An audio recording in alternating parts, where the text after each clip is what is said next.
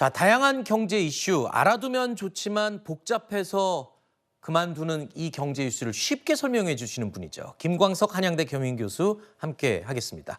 안녕하십니까? 어서 오십시오. 자, 이 물가 얘기로 시작을 해보겠습니다. 뛰는 물가에도 비교적 기름값의 부담은 적은 편이었습니다.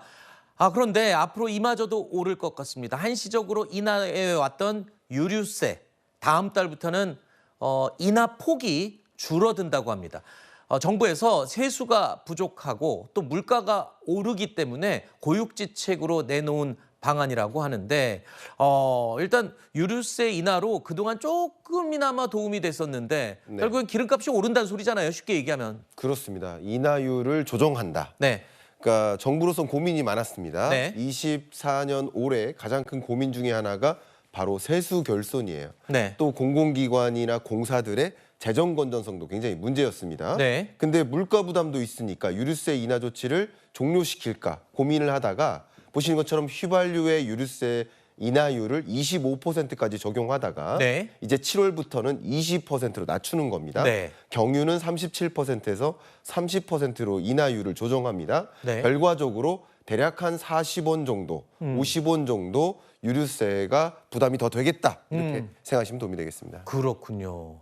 이 기름값이라는 게 네. 이게 안 쓸 수도 없는 돈이에요. 그렇습니다. 그렇죠. 뭐 출퇴근하시는 분들이나 또는 뭐 자동차로 또 생업을 하시는 분들 입장에서는요. 그렇지 않습니까? 그렇습니다. 네. 그걸 제가 한번 질문을 드려볼게요. 네. 앵커님은 한 달에 몇 번 정도 주유를 혹시 하십니까? 저 같은 경우는 이 하이브리드라서 예. 비교적 좀 저렴한 편인데 그럼에도 불구하고 대충 한 20만 원 정도는 네. 쓰는 것 같고요. 그렇죠. 보통 휘발유차 쓰는 사람들 보니까 한 3, 40만 원 정도는 그렇습니다. 거뜬히 그냥 넘어가더라고요. 제가 그래서 그렇게 질문 드렸습니다. 네네네. 사람에 따라 다른 겁니다. 네. 운수업자들의 경우는 유류세 인하율이 조정되니까 부담이 가중될 수밖에 없겠죠. 네. 그런데 나는 차를 운행하지 않습니다. 대중교통 이용합니다. 하는 경우에는 전혀 부담으로 작용되지 않겠죠. 그러니까 경우에 따라 다르겠습니다만 그래도 통상적으로 평균적으로 계산을 해보면 유류세가 물가 상승세에 영향을 미치는 기여도가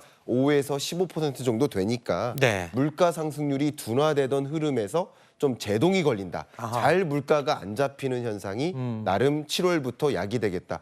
대주제가 먼저 기름 넣습니까 안 넣습니까 이 질문이셨는데 네. 그 질문에 대해서 답변을 먼저 드리면 먼저 넣는 게 좀 유리하겠다 의견을 좀 드리겠습니다. 그러니까 기름값 올리기 전에 좀 가서 예. 기름값 오르기 전에 미리 넣어놔라. 또 네. 주유소에 또 차 줄 엄청 서 있겠군요. 주말 동안에. 그렇더라도 유가 자체가 오르기 때문에 네. 여러분들이 6월 내에 뭐 기름을 한 번 더 넣는 것이 좋지 않을까 의견을 드리겠습니다. 알겠습니다. 대신 정부에서 유류세 인하, 유류세 인하를 해주는 기간을 2달 더 연장을 했다고 하니까 글쎄요, 뭐 얼마나 이 체감을 느끼기에는 어떻게 달라질지 모르겠습니다. 자, 그리고 한국은행이 어제 내놓은 보고서 내용을 보면요, 경제 지표와 내 지갑 사이의 괴리감, 그게 이해가 됩니다. 우리나라 의식주 비용이요, OECD 평균보다 1.5배 높게 나타났다고 합니다.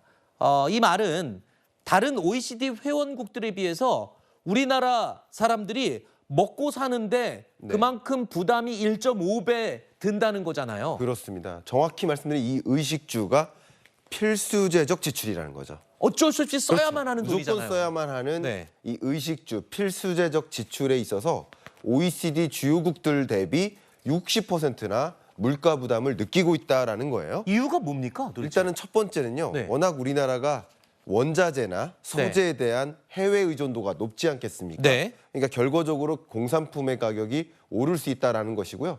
두 번째는 유통이나 물류 서비스의 그 중간 마진이 좀 높게 측정되어 있다. 그래서 유통이나 물류의 효율성을 좀 이루어서 이 의식주 영역의 물가 부담을 낮추기 위한 행정부적 역할도 좀 필요하겠다 의견을 드리겠습니다. 근데 이 엥겔 지수라고 그러잖아요. 네. 먹는 데 쓰는 이 수치, 예. 비율. 근데 이 높은 의식주 비용에도 불구하고 네. 물가 수준을 보면 거의 또 선진국 수준이에요. 그렇습니다.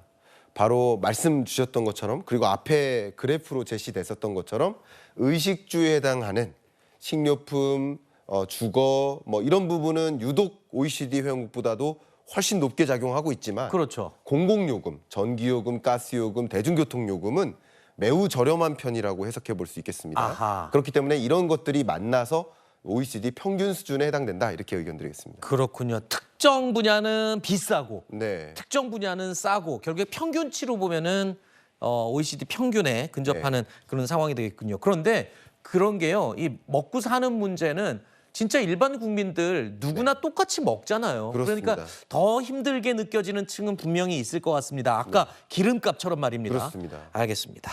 자, 이 한국은행은요. 통화 정책만으로는 물가 잡기 한계가 있다라는 고민을 드러내기도 했다고 합니다.